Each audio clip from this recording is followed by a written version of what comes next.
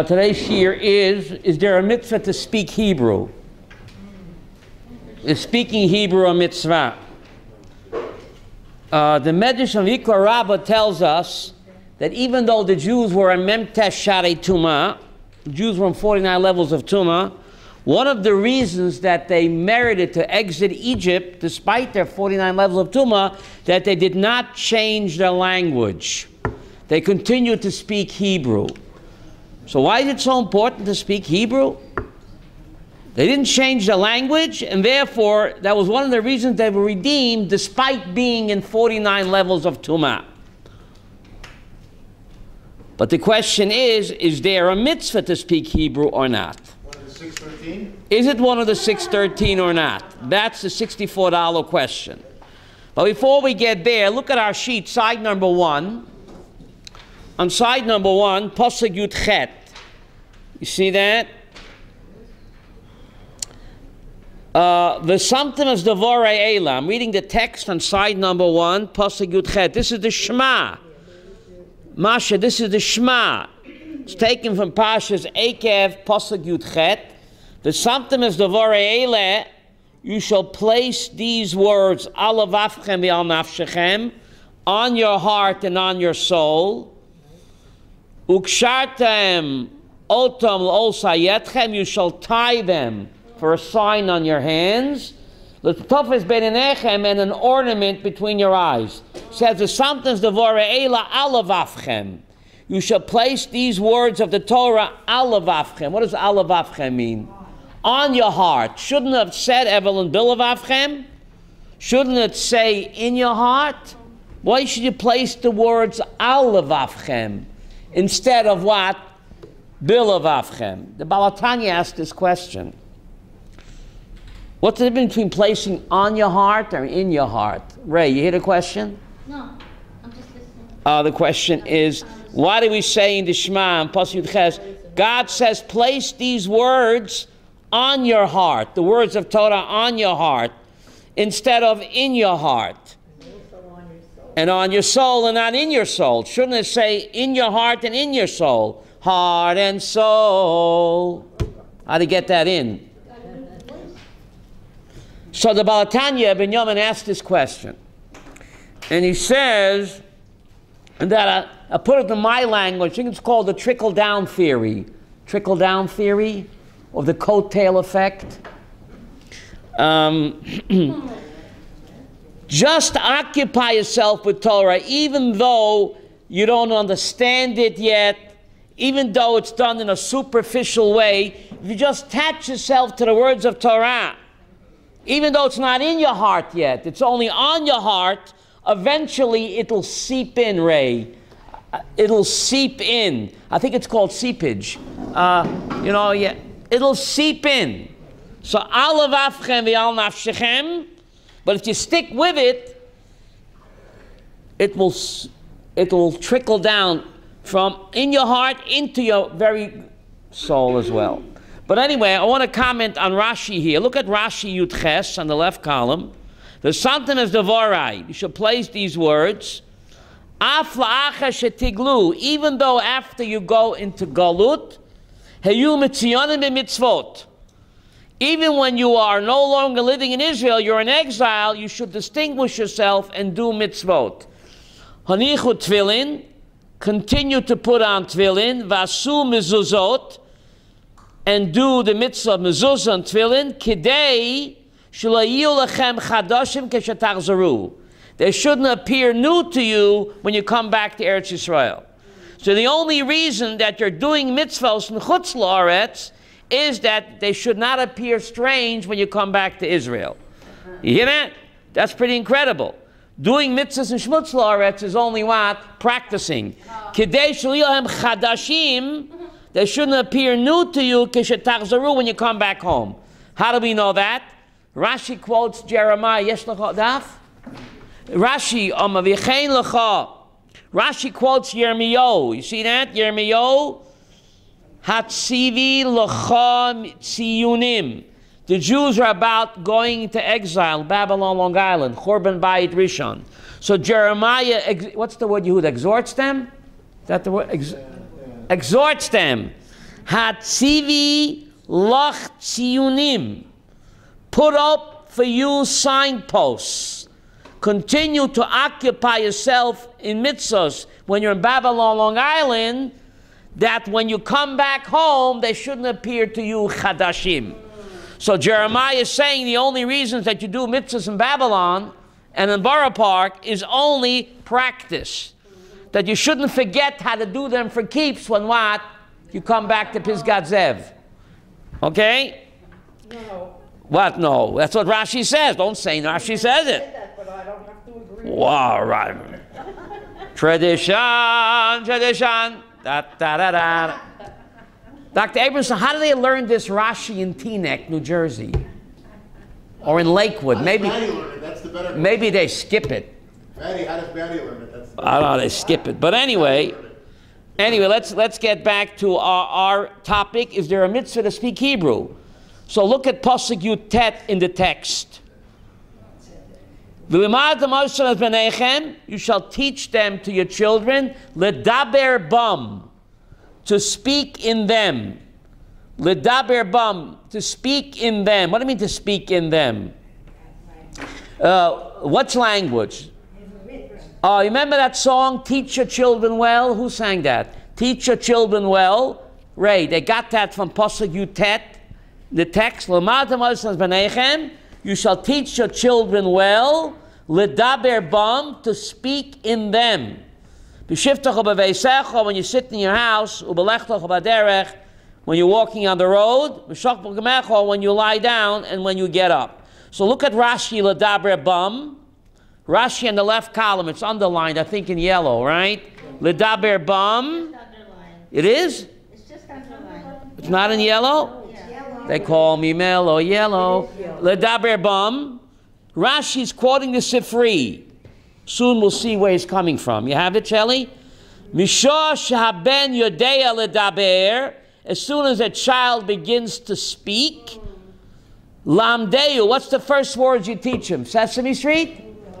Lamdeu. Torah tziva lanu Moshe. Torah, Torah, Torah, Torah tziva lanu Moshe. Shah Kihilat Yaakov, Torah Tziva, Sheze Limu Diburai. The first words out of your child's mouth should not be what? Romper Room or Sesame Street, should be Torah Tziva Moshe, Mikan Amru. From here the rabbis teach, and we'll see where Rashi is quoting from, Yehuda. Keshahatinok Matchil Daber, when a child begins to speak, what's the next word? Aviv, his parent, not just his father, his parent, Mesiach imoy beloshen hakodesh. His parents must speak to him in the holy tongue, not Russian and not Yiddish. Beloshen hakodesh, umelamdei Torah, and to teach him Torah. V'im lo asukein, and if a parent does not speak with Hebrew with his children, lo yaleinu, harei ilu Ki'ilu kavro lo yaleinu. I don't want to translate that. It's like he what? Lo yaleinu. Shenemar umatam le'samenechem ledaber bam. You shall teach your children ledaber bam. What's Rashi talking about? So Rashi connects Pasuk Yud Tet with Pasuk Chav Aleph. Back in the text, Yehuda. Teach your children when? Well, ledaber bam, to speak Hebrew. And Rashi connects Pasuk Yud Tet Yehuda with Pasuk Chof Aleph in the text. So that if you speak Hebrew, what will happen? Pasuk Chof Aleph. What will happen, Binyamin? Laman yirbu yemechem, mimei b'nechem al adama. So that your days and your children's days will be increased on the land which I swore to give to your fathers. Kimei hashamayim al haaretz. Like the days of heaven on earth. What does that mean? The days of heaven on earth. What does that mean? Eternally. So say what you mean. Say la'olam va'ed, Connie. What do you mean the days of heaven on the earth? Is this another mitzvah where you get long life like the birds? We'll talk when you... Mezuzah. That's mezuzah. That's mezuzah. But what do you mean heaven on earth? So say forever. The Torah knows Hebrew. Say la'olam va'ed, Shirley. Why do you have to go like... this, if you can go like this, say forever. Ki mea shemayim al haaretz. The tafkid of a Jew is to bring heaven down on earth. That's our tafkid. To bring heaven down on earth. To bring the heavenly down upon the earth. How do we do that? By doing mitzvot. By doing mitzvahs, we are bringing heaven down to earth. But Rashi connects teaching your children Hebrew with increasing your days. Look at Rashi Chaf Aleph in the left column. Yehuda, I think it's on the line, no? Yes. Rashi left column. L'man yirbi yemechem, so your days will be increased, umei b'nechem, and your children's days. Im asitem ken. If you do this, if what? If you do what? Ray, you have it? If you teach your children Hebrew and Torah, yirbu, then their days will be what? Increased. Vimlav lo yaleinu. But if you don't teach your children Hebrew, lo yirbu, then their days will not be increased. Shedibrei Torah nidroshin miklal lav hen umiklal hen lav. How do you translate that? Shedivrei Torah, Rivka, you help me. Nidrashin miklal lav, hen umiklal hen lav. What does that mean? The words of Torah, from the no you can learn the yes, and from the yes you can learn the no. That if you teach them Torah and Hebrew, the days will be long. Implying if you don't teach them Hebrew and Torah, lo yaleinu, their days will not be long. Meichem, the same thing. So, on our children. So if we want to live long, and our children should live long, we should teach them Hebrew, right? V'masitem came, yirbu, v'mlav, lo yirbu, lo yaleinu. So it's incredible, right? There's a mitzvah to speak Hebrew. I haven't seen any statistics that show that Israelis live longer. Huh? I haven't seen any statistics that prove that Israelis live longer. L'man yirbu yemechem me'benechem. What? So if you want to live long, you have to speak Hebrew, right? Right? Now, where's Tchiyat HaMeitim found in the Torah? People say, I'm from Missouri. Tell me where the resurrection of the dead is found in the Torah. Don't tell me the rabbis. I'm a text man. So one of the sources, Elshev, is Pasuk Chaf Aleph. See Pasuk Chaf Aleph? Let's read it slowly again. L'man yirbu yemechem me'benechem al adama. Your days and your children's days will be increased on the land. Ashenish b'Hashem l'avosechem, that Hashem swore to your fathers, lo says lahem, to give them. So Rashi said it should have said to give you. The fathers are long dead. Dead people don't need real estate. So it should have said lo says lachem. It doesn't say to give them. It doesn't say to give you lachem. It says lo says lahem. So look at Rashi on the left side, Yehuda, Allah says lahem. Rashi on the bottom, left side, I think it's underlined, no? Allah says lachem ein sivkan. It doesn't say to give you the land of Israel. Allah says lahem, to give them. But the forefathers are long dead. What do they need real estate for? Huh? Nimtzinu lemeidim tchiyat hameitim min haTorah. This is one of the sources of what? Tchiyat hameitim in Torah. You see that? That the dead will what? Rise up, and they'll need apartments in Pisgat Zev. I mean in the Rova Yehudi. So wow, so this is one of the proofs that what? That there'll be a physical resurrection, because the Torah says that the dead forefathers and foremothers will rise up, and God will give them. Latet is Lashon Atid. Lachon Abraham. Latet, Lashon Atid. Doesn't say lachem, ela lahem.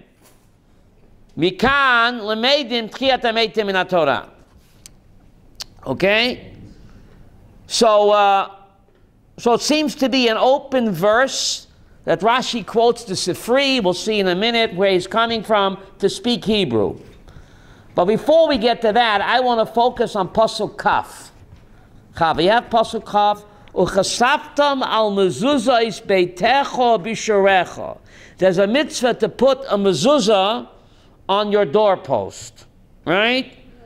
Now, we call the mitzvah of mezuzah. What does mezuzah mean? That little box with the Shema. It's called the mitzvah. What does the word mezuzah literally mean? What does mezuzah literally mean? A doorpost. Isn't it strange, Rivka? We call a mitzvah a doorpost. I mean, why not say the mitzvah to write the Shema in a little box and put it on the doorpost? Why is the mitzvah called mezuzah? Ray, why call a mitzvah doorpost? I don't know, because that's the outer. You know, the mitzvah is not the doorpost. The mitzvah is to put the Shema on the cloth, roll it up, and stick it on the doorpost. Yeah. So why you call the mitzvah mezuzah? That's because doorpost. What? We were saved by the doorpost. How did the doorpost save us? That's right. That's right.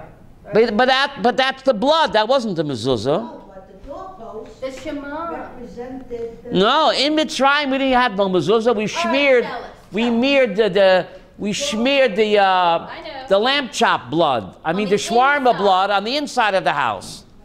But the mezuzah is placed on the outside. Rivka? We smeared the blood on the inside. The movie is wrong. You can't trust the movie. The book is better. They smeared the blood of the lamb chop on the inside of the house. That's right. Where do you put a mezuzah, Chava? Outside your apartment. That's right. Outside your apartment. Why, Rabbi? Why? Why? So why you call a mitzvah doorpost? Give up? Yes. We have the opportunity to sanctify not just our bodies. We can sanctify even our doorpost. The koyach of a Jew is to bring Kedusha not just into his body, but even the walls of his house That's right. can absorb Kedusha. It's our sanctuary. So the doorpost becomes holy. That's right.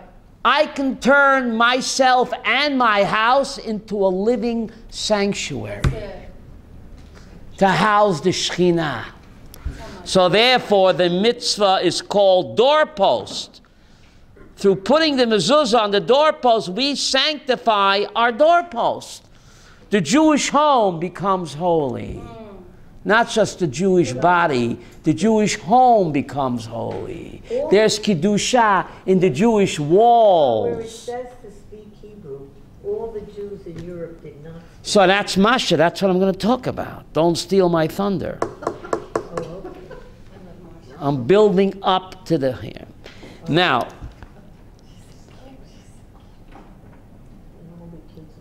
the Talmud Yushalmi, Perik Aleph, Halacha Gimel says, Mi shemedaber beloshen hakodesh, muftach lo shehu ben olam haba. Not the Babylonian Talmud, Evelyn. Talmud Yushalmi, chapter 1. Please write it down. Halacha Gimel, Sechta Shabbos. Yushalmi, Tractate Shabbos, not the Bavli. Perik Aleph Halacha Gimel says, Mi shemedaber beloshen hakodesh, muftach lo shehu ben olam haba. Is guaranteed that he be ben olam haba. So it seems to be very clear that there's a mitzvah to speak Hebrew, right? Now, where's Rashi coming from? If you turn over to side 2, you'll see where Rashi is coming from. Side 2, where it says ledaber, ledaber bum. You see that? It's underlined in yellow, I think. Yes. Ledaber bum. Yes. This is the Sifri. Mikan Amru shehatinok matchil ledaber. As soon as a child begins to speak, Aviv, his parent, midaber imoy beloshen hakodesh, must speak to him. I'm reading side number 2, underlined in yellow, ledaber bum. I'll start again. Mikan amru, shehatinok matchil ledaber. As soon as a child begins to speak, Aviv midaber imoy beloshen hakodesh. His parent must speak to him in Hebrew, umalamdei Torah, and teach him what? Torah.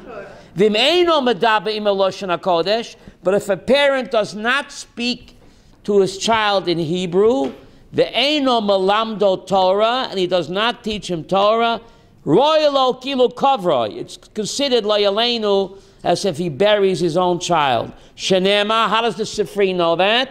Shenema, Chava, what does it say there? Shenema, v'lemadatam osam as benechem, ledaber bam. Leman yiru yemechem.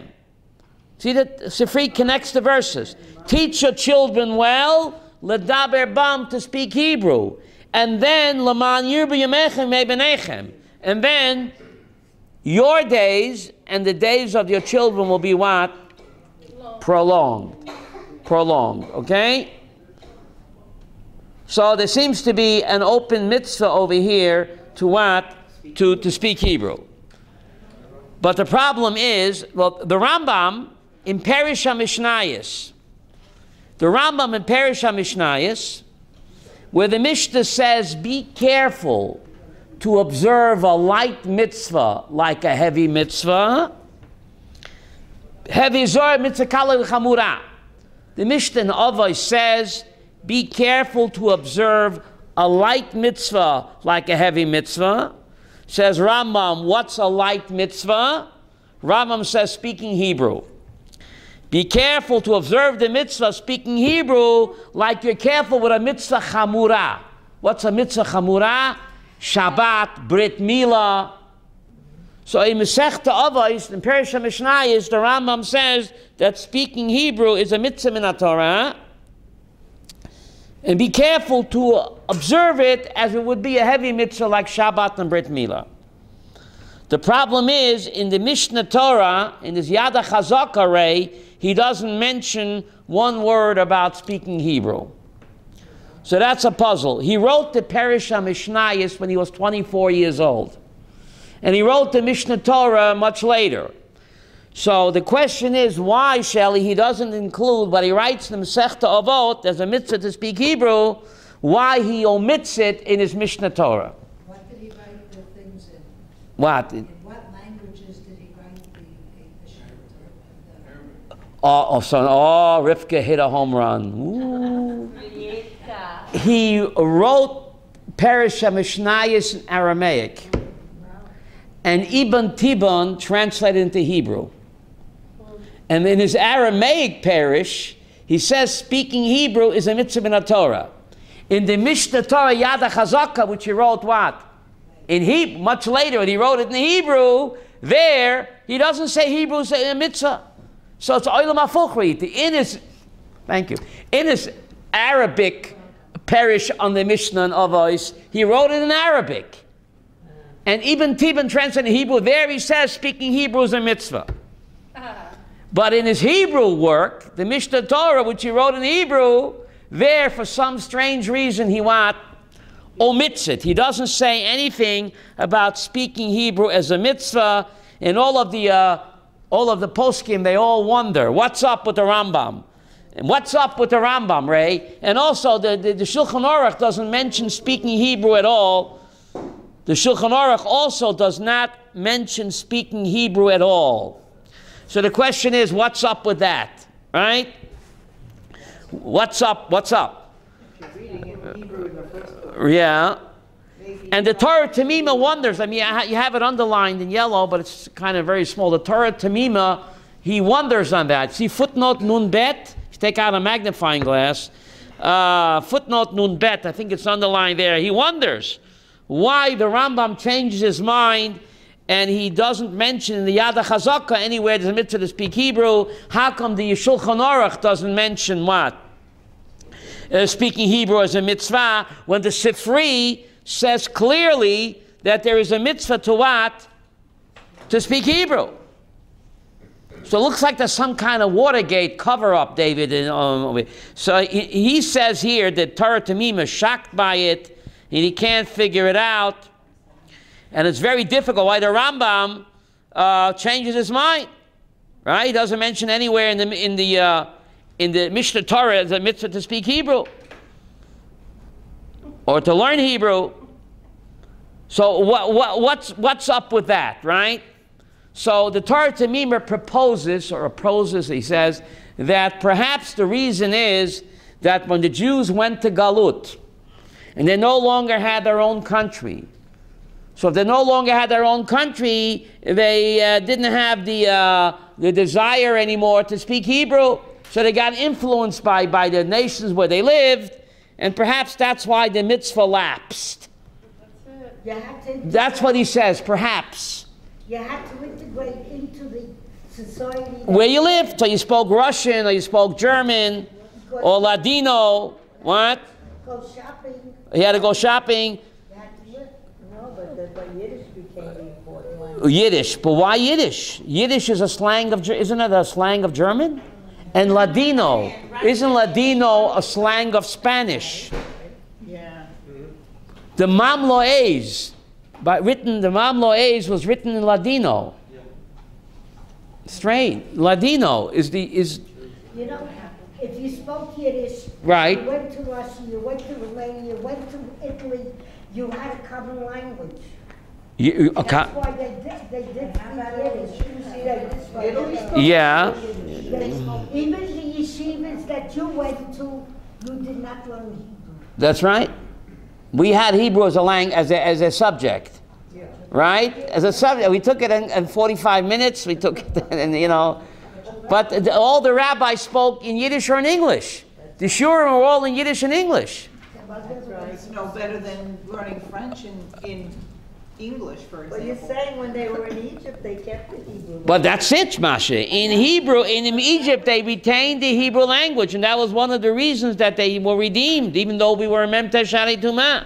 I went to a Yiddish-speaking school You went as a youngster. Yeah. So even according to Torah Temima's thesis, that the reason that the mitzvah lapsed is because we were in Galut.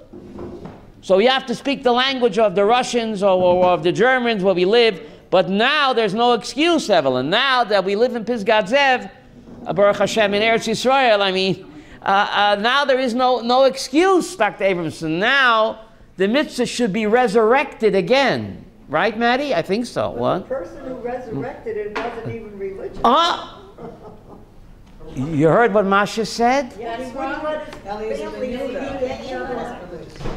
Masha, you hit a grand slam home run. She said that the person that resurrected the Hebrew language was not even religious. And his grandson So what? conservative. So what? If you look in the book of Ezra, when Ezra gave a call to Yidden to make Aliyah, only 42,000 came from Babylon, Long Island. Who are the 42,000? Chief rabbis? No. They were the riffraff. The people were intermarried. It wasn't the cream of the Jewish people. So the Geula began with the 42,000 who were not even religious. And they were the nucleus of the Second Commonwealth. So we go ahead, Dr. Abramson. What if we reverse the whole program that you're talking about? What if the children teach their parents to speak Hebrew, and the children bring their parents over to the land of Israel to speak Hebrew? Olam hafuch. That's what's happening now. It's an upside down world, right? The children are teaching their parents, right? The only problem is the children don't go to God, the parents don't go to God. The parents don't go to Gan. What? On Stockton Street, on Stockton Street, they made us speak Hebrew in that Hebrew school. But children They pick. changed my Jewish name to my Hebrew name. The children pick up languages much quicker than adults, right? Well, Shendel means Yafa. Shena, Shein Vi De Lavuna. Shena means Yafa. Yes, but Mr. Greenberg did not permit me to use Yiddish. Shendel, just Yafa, right? So God works in a mysterious way. The Second Commonwealth under Ezra, the Jews that came back were not even religious. Some of them had Goyish wives. But that didn't stop Ezra from instituting the second coming by Yesheni. And see, God uses, Eliezer ben Yehuda wasn't even religious. So what? Who built this country? Who drained the swamps? Who? Not the religious, the secular. But they had a Zionistic. So we can't put labels. God does not judge the way we judge. God doesn't judge the way we judge. So now there is no excuse not to speak Hebrew, right? Now, what does Moshe Feinstein say about this, Minyan? You look in the Igros Moshe, Even o Ezra Chelik Gimel, Siman Lamed Hey. I'll repeat it.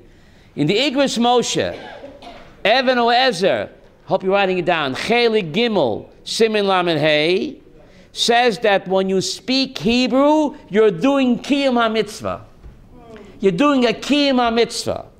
He says there's no Isser to speak another language, says Rabbi Moshe, but every time when you speak Hebrew, you're doing a Kiyum HaMitzvah. Like you're sending away a mother bird. Do you have to go looking for a mother bird to send away and take the chicks? No. But if you do it, it's a Kiyum HaMitzvah. It's not a Chiyuv HaMitzvah. Not like you have to put on tefillin every morning. You don't have to go looking for a mother bird to chase it away to take the eggs. But if you happen to find a mother bird and you like eggs, you chase her away, you do the mitzvah. So he says speaking Hebrew is a Kiyum HaMitzvah like Shluach HaKen. So says the great Moshe Feinstein. So there's no Isser to speak another language, but every time that you speak Hebrew, you are doing what? Kiyum HaMitzvah. So is it one of the 613? It's not one of the 613. That's the question why the Rambam, the descending of the bird is one of the 613, Yehuda. You're right. For some reason, this is not, the Rambam did not include it. So that's the $64 question. I'm leaving. Living in a very religious home. The Rambam, he doesn't count it. So it doesn't count. It doesn't count speaking. Rabbi. In a very religious home. So I One minute. What? I grew up in a very frum home. You're not allowed to speak Hebrew? We're told we're not allowed to speak Hebrew, especially if we're in the bathroom. We should never say anything in Hebrew. We should never take a Hebrew paper into the bathroom. That's right. They asked Rabbi Miller whether you're allowed to take the Jewish press into the bathroom. The Jewish press? So Rabbi Miller said the question shouldn't be whether you're allowed to take the Jewish press into the bathroom. The question is whether you're allowed to take the Jewish press out of the bathroom. Rabbi Miller, he actually said that. But you can't, you're right, you can't take Hebrew writing into the, you can't speak Hebrew in the toilet. And if you only know Hebrew. What if you don't know any other language? Who You sign Who do you talk to? In the toilet, what? I was told that if a boy... You can't speak Hebrew in the toilet, you're right. Lashon HaKodesh. I was told if a boy's name is Shalom, and you can't say his name. Yeah, you can't say his name in the toilet. Shalom is God's name. Shalom is God's name. That perhaps is a reason why the Jews stopped speaking Hebrew. Because they figured you have to be in a Mokom Kedusha, and they felt that they were not a Mokom Kedusha. Perhaps that's why the Hebrew language lapsed. That's very possible, right? Very possible, right? But there was something else because the Haredim or the Frumis Yeah. didn't speak it. Because? Because it was a holy language. So they spoke Yiddish or something else. Because they felt they were not worthy enough to speak it, right? I don't know. Yes, that's a reason. I didn't know the reason. To speak Hebrew, you have to be on a high madrega. They felt they're not on that level. Herzliya in New York, the high school Herzliya was only Hebrew. Ivrit be Ivrit. Everybody- Shiva Flatbush also, Ivrit be Ivrit. Yeshiva, what? Torah no. But Yeshiva, Yiddish. Right, now it's different, yeah. Now, Rivka raised the question, the Rambam doesn't mention living in Israel as a mitzvah. The question is why? So if you look in his Hakdama to Perish, the Sefer HaMitzvot, the Chazon Ish actually makes this point. If you look in the Rambam Sefer Hakdama to Sefer HaMitzvot, he gives you the guidelines, what I count as a mitzvah and what I don't. So he says himself, there's a pasuk in the Torah, Kedoshim Tiyu. What does that mean? Yael. Kedoshim Tiyu, be holy. Leviticus 19. So the Rambam says, there's an open verse to be holy. How come I don't count that as one of the Taryag mitzvot? Kedoshim Tiyu, be holy. So he's asking on himself, why don't I count being holy as one of the Taryag mitzvot? It's a pasuk in the Torah. So the Rambam says, I'm only counting pratim. How do you say that in English? Details. Details. something which is koil kol Torah kula, I can't make a mitzvah because I'm counting details. Kedoshim tiyu is the purpose of all mitzvot. So I can't make it a mitzvah, Rabbi Yaakov, because the purpose of the mitzvah is to turn kedusha. So how can I make being holy a mitzvah? That's the end game. That's the tafkid of all the mitzvot.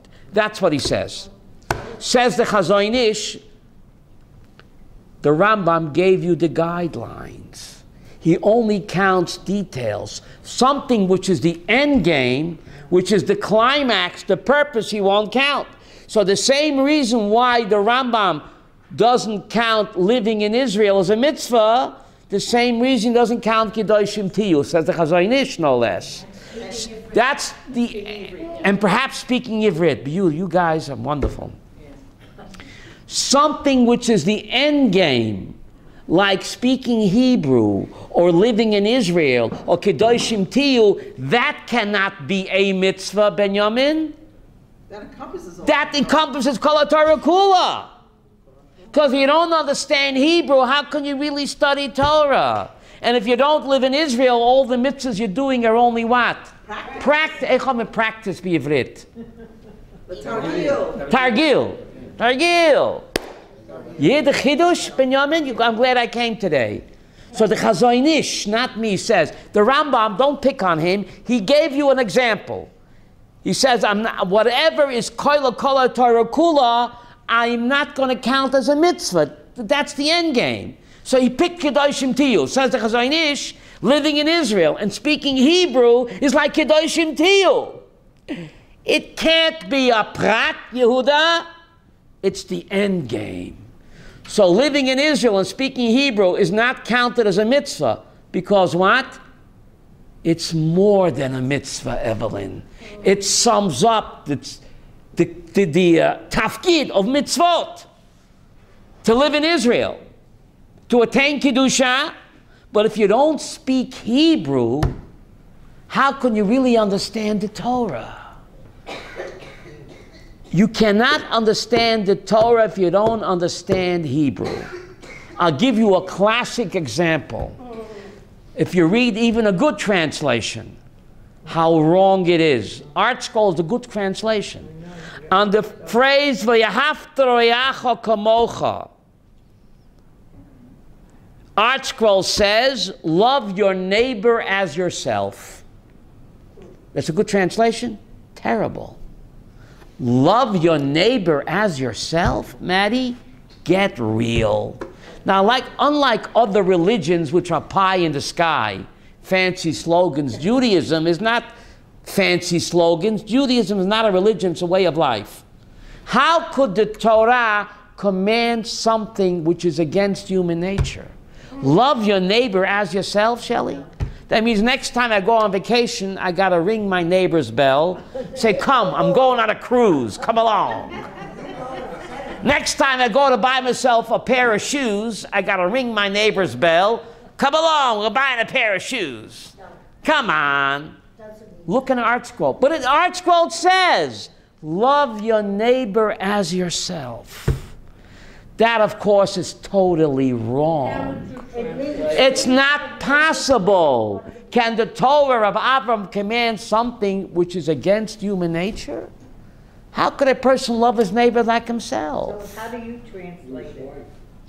What? How do you translate it? You have to know where to put the commas, says Rav Soloveitchik. But you have to ro'yacha kamocha. Love your friend. Not like yourself. That's not possible. Love your friend because he's just like you.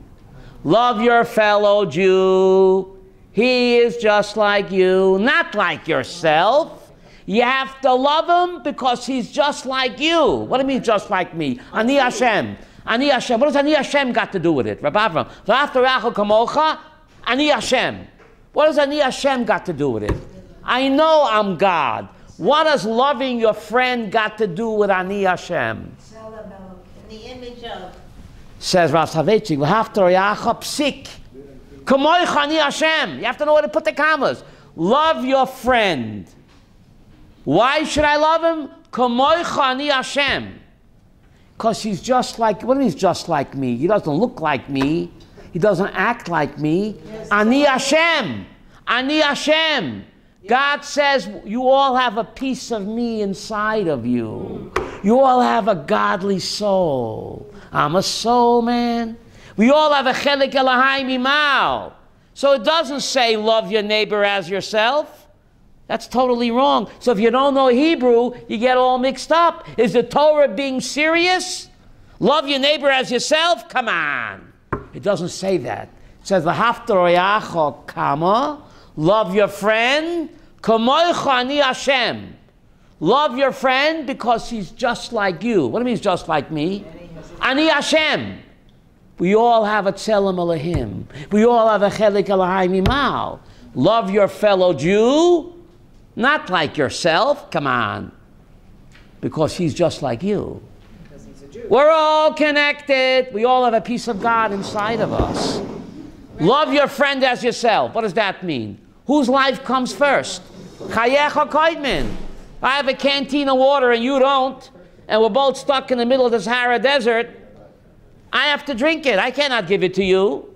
So it doesn't mean love your neighbor as yourself. So if you don't understand Hebrew, Yehuda, you read the Art Scroll translation, you get all mixed up.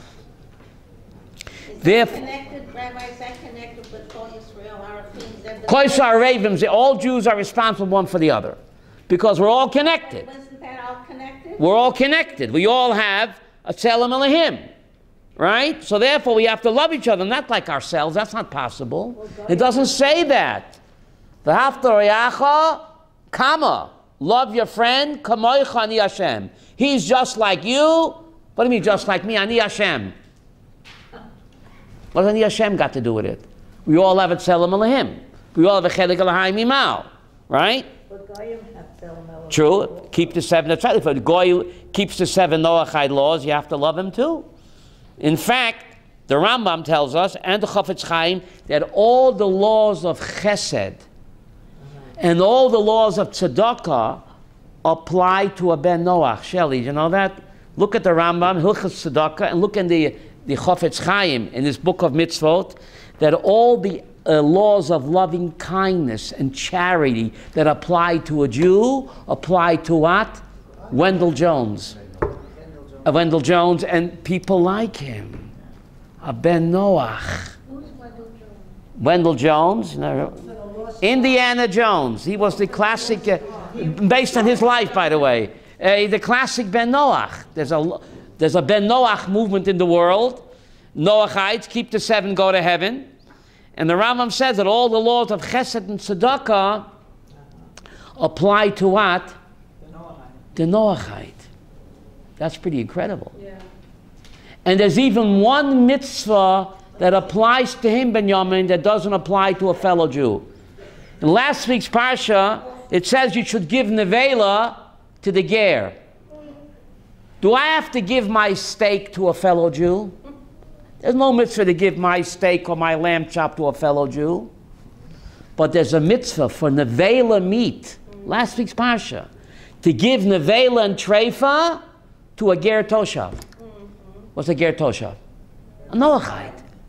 There's actually a mitzvah, non-kosher meat, to give him as a gift. I don't have to give my Jewish neighbor my chicken, but there's a mitzvah to give non-kosher meat to a Noachite. Last week's parsha, Yehuda.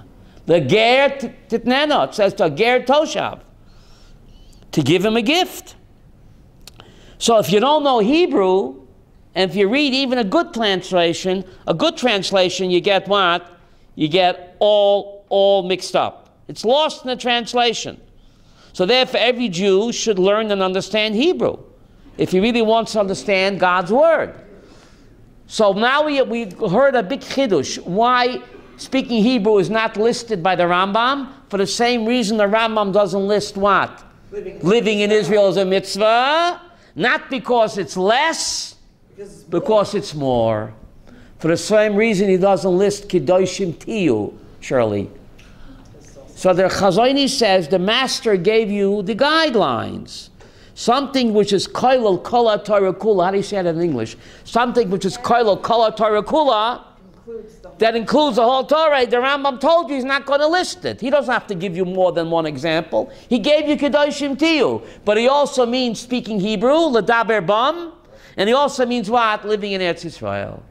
That tremendous chidush. Now we have our sheets in front of us. How do you know there's a mitzvah to teach your grandchildren Torah? How do you know that your grandchildren are just like children? Yael, this is for you. How do you know your grandchildren just like children? Side number 2, es b'neichem. You see on top, it's underlined in yellow. Maddie, it's underlined in yellow. Side number 2, es b'neichem. Teach your children well. Ein li el b'neichem. So this verse says you have to teach your children well. B'nei b'neichem b'nayin. How do you know there's also a mitzvah to teach what?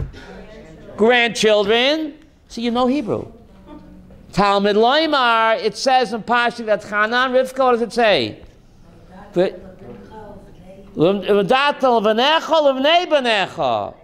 You shall let know your children and your grandchildren. So there's a mitzvah to educate not just your children, but also what? Your grandchildren as well. Teach your children well. Teach them Hebrew and also your grandchildren. Okay? Now, the next, B'neichem, that's for women on the wall. How do you know women don't have to wear tefillin?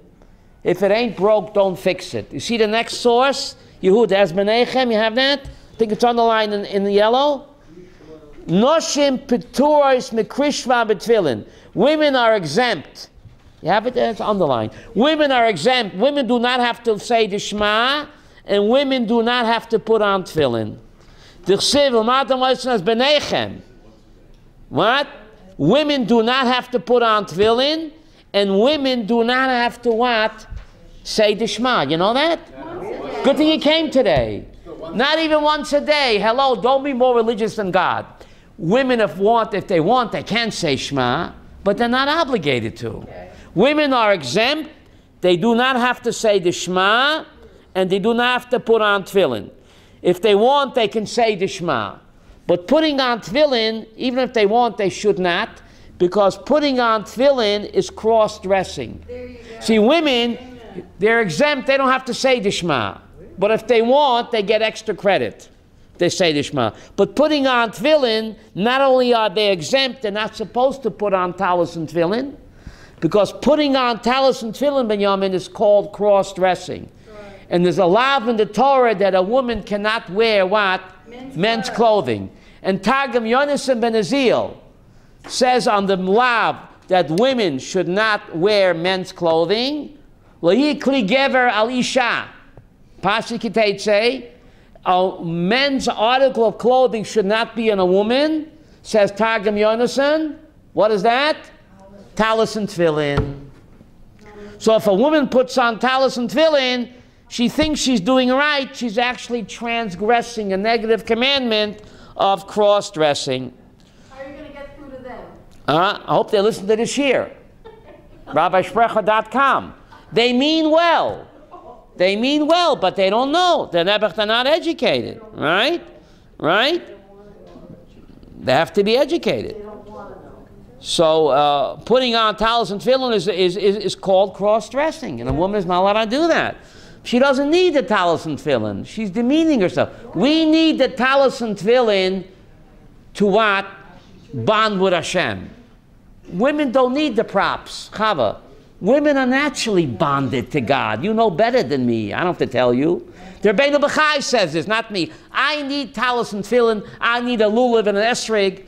I need tefillin and a shofar to bond with Hashem. You ladies are naturally bonded, says Rabbi Bachai. You don't need the props. Talis and tefillin, Evelyn, are props. You ladies don't need it. But why shouldn't we say Shema? You don't have to. I know, but You're a potter. You're naturally bonded. Yes. If you want, you can say Shema, but you don't have to. You're naturally bonded to Him. I have heard Yes. that Rashi's Rashi's daughter put on. I wasn't there, right? I wasn't there. I think it's a rumor started by the women off the wall. No, it was before the women of Women off the wall. What? I don't know, but I wasn't there. And I know some from women who are learned. That they say that I didn't see it. I don't know. I don't know. What? They put on Rabbeinu Tam, not Rashi's. Genuine source for it. Right. I think it's a made-up Bubba Maisa. They didn't put on Rashi's tefillin. They put on Rabbeinu Tam's tefillin. What did Rabbeinu Tam wear? Ah, you know the story. They tell the story. Rashi, Rabbeinu Tam was his grandson. And those days they wore tefillin all day. And Rabbeinu Tam was a little boy, a little young, sitting on Rashi's lap. And they wore tefillin all day, and he yanked his grandfather's tefillin off his head. So Rashi said, "This boy will give me problems." He pulled, "This boy will give me problems." With a Yiddish accent. With a French accent. He was sitting on his lap, and he yanked his grandfather's tefillin off his head. Aye, Rashi's tefillin, Rabbeinu Tam. Did he give him problems? Yes, he argued with his grandfather. He said that the way the grandfather has, they all have the 4 parshas, but the way it's inserted is not the right order. So he argued with his grandfather. Can you imagine a nachas? A grandson should argue with his grandfather? He's a nachas, what? That's Yiddish nachas, no? For sure. The question is, what did Rabbeinu Tam wear? Did he wear Rashi's tefillin too? Did Rashi Yes. give him He his probably grandson did. tefillin for his bar For his bar mitzvah. Which tefillin did he give him? What? Okay, thank you very much. We have a class Thursday at 2 o'clock. Thank you.